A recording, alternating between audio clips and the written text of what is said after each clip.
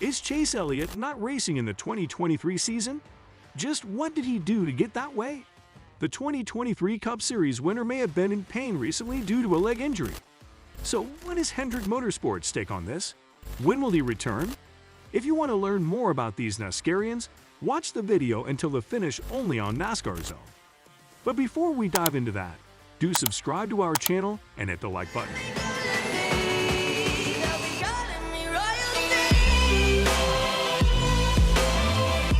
Chase Elliot was unable to race in the NASCAR Cup Series race at Las Vegas Motor Speedway on Sunday because he hurt his leg while snowboarding.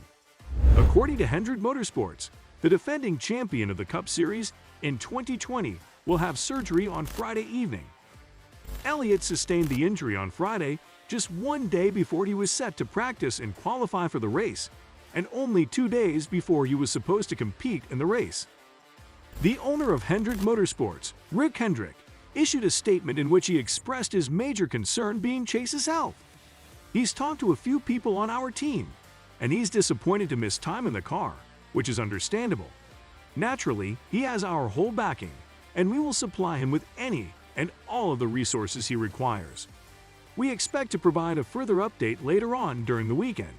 Josh Berry, a driver in the Xfinity Series, is going to take over for Chase Elliott in the number 9 car. In light of the fact that Elliott will be undergoing surgery to treat the injury, it seems quite likely that he will miss more than one race. On Saturday, Kyle Busch predicted that Chase Elliott will be sidelined for at least a month when speaking on SiriusXM NASCAR radio.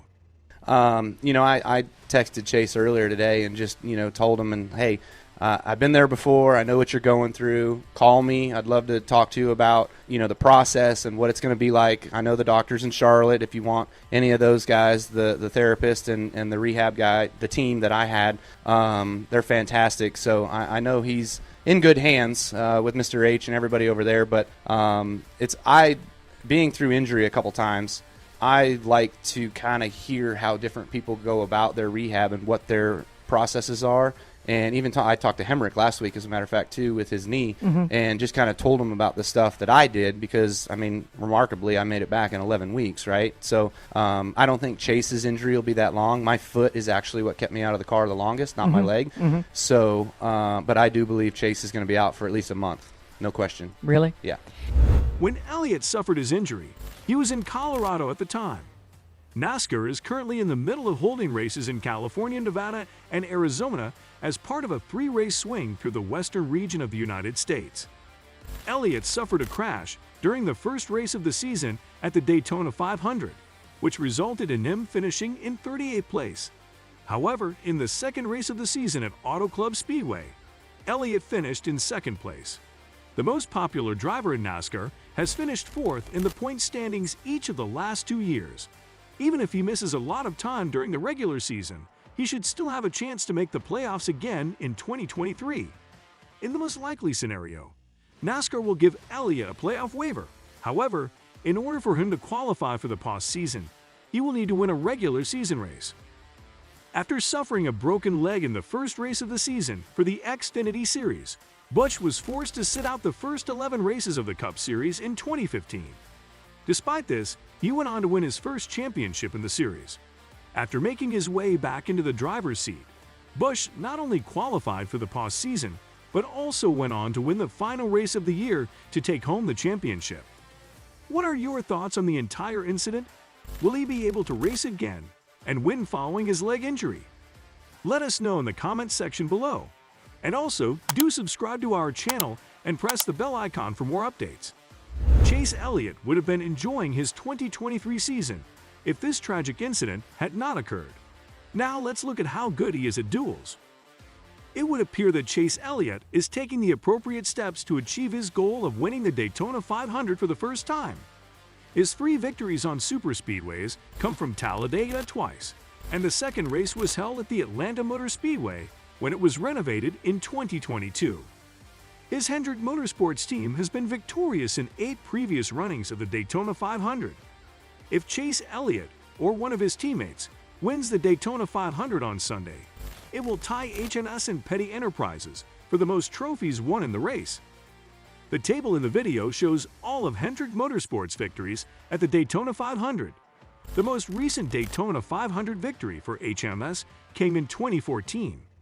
Only 2 of the previous 16 runnings of the Daytona 500 have been won by the team, and the drivers who brought those trophies home no longer compete for the team. The current HMS drivers have started 19 times in the Daytona 500 but have never won the race. Elliott finished in second place in 2021, which was the year in which he came the closest to winning. The next best results were achieved by Elliott and Kyle Larson, who both finished in 10th position.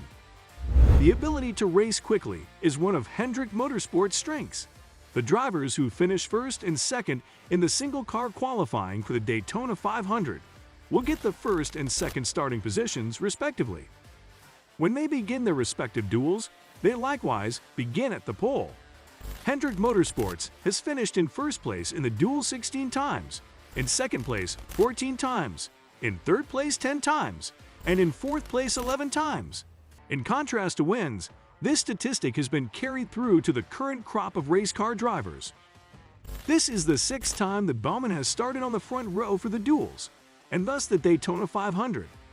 Bauman has a pole rate of 75% after only 8 duel races, thanks to his 6 victories at the front of the pack. Byron, who comes in at number 2 on the list of people who have been seen the most, has a pole rate of 33.3%. With a win percentage of 28.8% in the duels, Elliott has the best win rate of any active driver. He is currently ranked 4th on the all-time list, which is led by Dale Earnhardt with an incredible win record of 52.2%. Elliott currently holds the 5th best all-time position after finishing the duels at an average position of 5.6. The lead is now held by Dale Earnhardt Jr., who has an average finish of 4.5. But the Daytona 500 is no longer won by drivers with the most speed. The table in the video shows one way in which the core characteristics of the Daytona 500 race have evolved over the course of its history. While starting at the front of the pack could be a badge of honor, there is no competitive edge to be gained by doing so. Dale Jarrett was the last driver to win the Daytona 500 from the pole position, and he did so in the year 2000. In addition, Dale Jarrett is the only driver who has ever won the race after starting in second place, in 1993. Dale Earnhardt Jr. was the last driver to win from the 3rd starting position, and he accomplished this feat in 2004.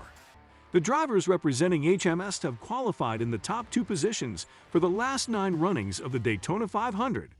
They haven't been victorious in any of the past 8 competitions they've entered.